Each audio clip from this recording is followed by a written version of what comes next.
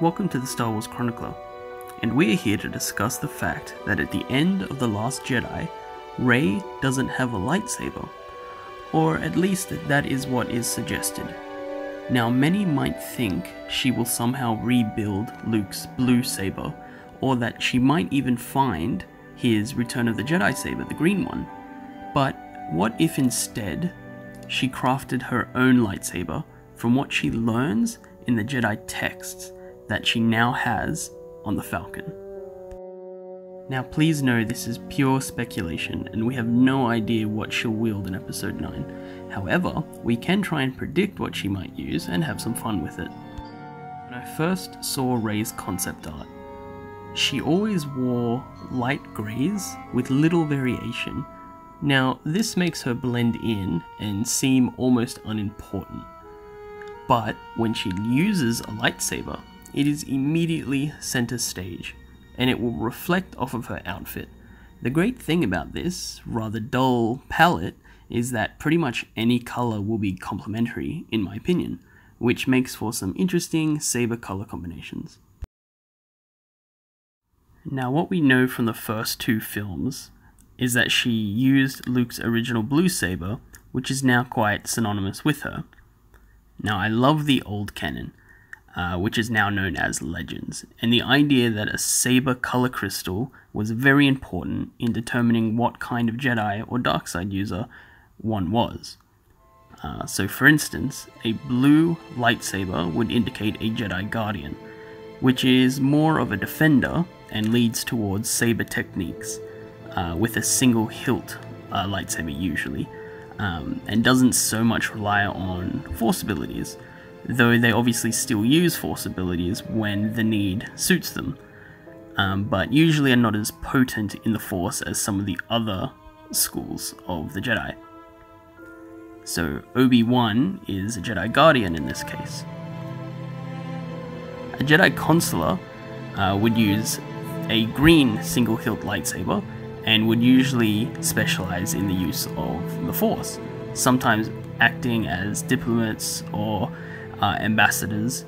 Usually the Order's most Force-attuned would become Jedi Consulars, so naturally Yoda is a Jedi Consular in the old canon. The final archetype from the old canon is the Jedi Sentinel. They utilize a yellow lightsaber, either as a single hilt, dual sabers, or as a double-bladed lightsaber. They were often described as watchmen who seek out the dark side and search for information.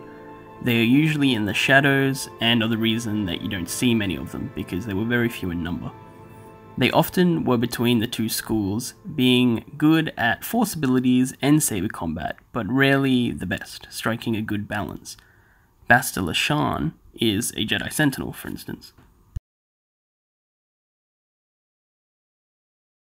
Now, with that lesson out of the way, I have always seen Rey as a good Jedi Sentinel personally, and it would seem her purpose and strength was due to the Force intervening and enabling her to contend with the dark side from her era, which is explained in The Last Jedi, or at least that is what we know currently. Who knows what future novels, or how the new canon expands, how that'll actually be explained. So she seems competent, somehow, with a lightsaber, and her force ability is pretty remarkable. And her sole purpose seems to be to destroy the dark side. So let's have a look at her other weapons. Rey uses her trusty polearm. She uses that in The Force Awakens, where we see her take out some goons on Jakku. We also see her use it a little in The Last Jedi before she picks up her lightsaber, well, Luke's lightsaber. A natural fit for her would seem to be the double-bladed lightsaber.